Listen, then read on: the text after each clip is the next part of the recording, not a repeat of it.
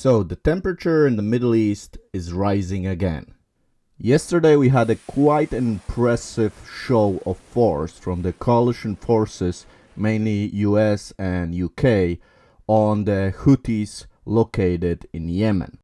The Houthi forces got really active during the war of Israel and Hamas, but they have been causing problems for many years and actually causing problems to Saudi Arabia.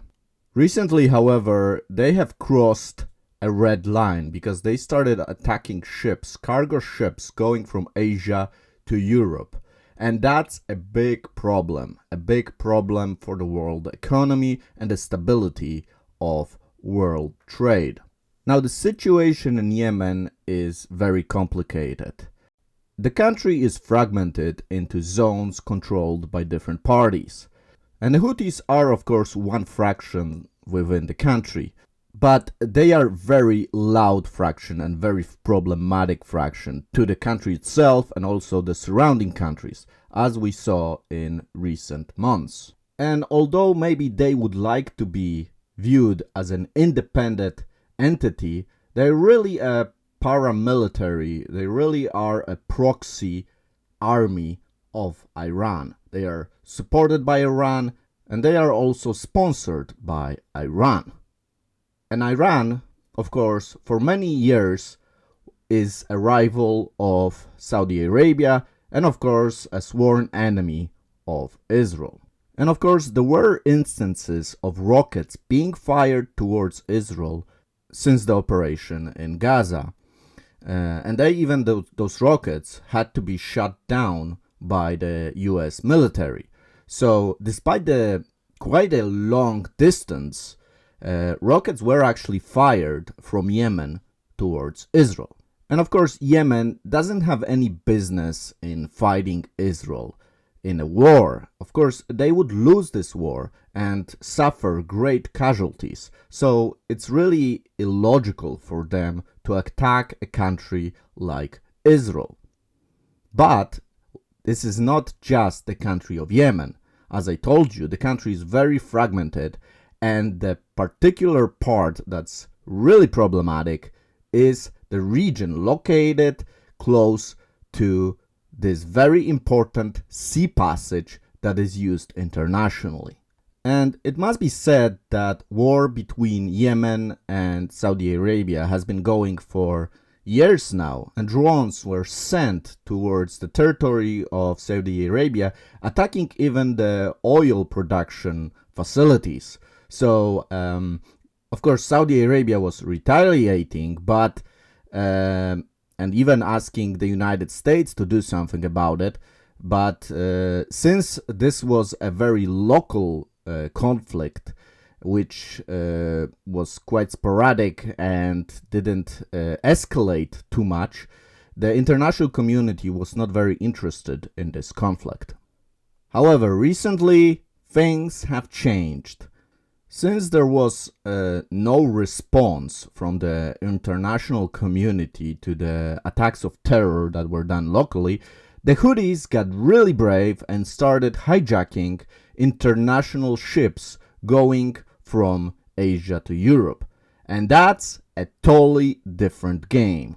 You see, the ships have to go through this narrow strait, which is located next to the shores of Yemen, and then go up to Egypt, to the Suez Canal, through which they can enter the Mediterranean Sea and enter Europe.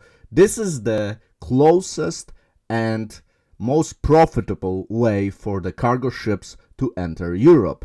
If this passage is closed, if it's unsafe to actually travel through this route, then the ships have to go all around Africa to reach Europe. And that means a lot of money that's wasted and a lot of cargo that is delayed. So it's a problem, not just for one country, but many countries, especially those in Europe. And you see, this is mostly the problem of Europe, not necessarily the United States, which is trying to actually withdraw from this region, from the Middle East, and get focused on the Pacific. But because the United States have functioned as a policeman for many, many decades, now the international community started actually pressuring the United States to actually do something. And because Europe is an ally, still an ally of the United States, that's why the United States got involved in this attack. And this is actually the problem of Europe, that they don't actually have an army. They have relied for decades for the power of the United States for protection, for keeping everything safe. So now when the United States are trying to pull out of Europe, to pull out of the Middle East, Europe has a real problem. And they don't have an army. They always focused on the economy, on thinking about trade deals, but never really focused in a serious way about the military. And now they are kind of like stuck with this new situation where it's no longer the United States' interest to safeguard Europe. So Europe really needs to step up its game if it doesn't want to have a chaos in its backyard. Because think about it, the United States is even independent as far as oil. They don't need the Middle East resources. They used to rely on it in a minor way in the past, but now United States is fully independent as far as energy. And Europe is the one that still needs the resources that are located in the Middle East. And really, if you think about it, the United States kept this region stable for the case of their allies, the European allies, not for their own security, energy security. Now, when the United States are slowly pulling out of the Middle East, this is a great problem for Israel, because suddenly they don't have a strong ally in the region that would keep Israel's enemy at bay.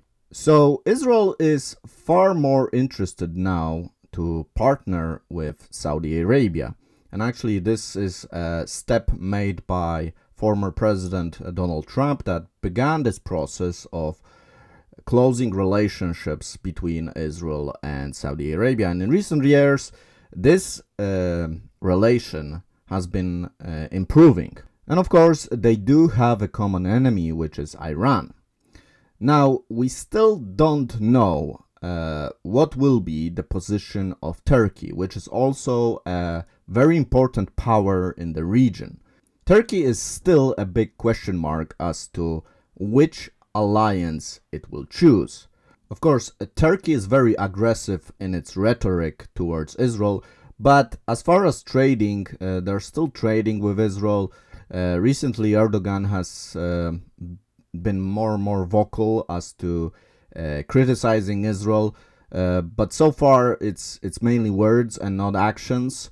So we don't know exactly which direction Turkey will go. Then, of course, you have Iran, which is totally against Israel. And Iran, of course, is in very close relationship with Russia. And Russia is now totally dependent on China. So you have this kind of coalition forming within the Middle East that you can see today. And it seems that there will be some kind of clash between those two powers. You have Israel, you have Saudi Arabia, and of course all those enemies of this coalition, which is Iran, which is Russia. Of course, Russia has been criticizing, for example, recently the things that Israel is doing in Gaza, and also when the United States and UK attacked the Houthis, Russia is very, very troubled by that, and of course we know on which side Russia will stand. And Russia is a big, big country with still quite maybe not so impressive army, but a huge amount of nuclear rockets. So as I said in the beginning, the temperature in the Middle East is rising rapidly, and when the United States will finally withdraw from this region, there will be a power struggle, there will be a confrontation. And of course, understanding our perspective, understanding the biblical perspective, you think about the final wars of Israel against the enemies, for example, the Gog and Magog. I might actually do a episode on this topic. Let me know in the comments if you're interested in hearing my perspective on the future conflict that is prophesied in the Old Testament. Let me know if you're interested in hearing more about this conflict and how it may turn out. So here's a quick update from the situation in Yemen and the region, the whole geopolitical situation around Israel. I hope you enjoyed this episode. Soon my brother will do another update from Israel specifically. So I took this moment to just talk about the things that are happening around Israel. But you will be receiving an update also from my brother, who will discuss the situation within Israel and what's happening now. So thank you so much for listening. Thank you for supporting the channel through Patreon. If you would like to support our work, you can do it best by Patreon, by PayPal, or becoming a member on YouTube. So I'm so grateful to all the people that have decided to support us. Thanks to you, we can do this, and we can be independent, and we can continue this work. And I hope this channel helps you better understanding Israel and having a biblical perspective on this nation. Thank you so much. Have a great day. Shalom.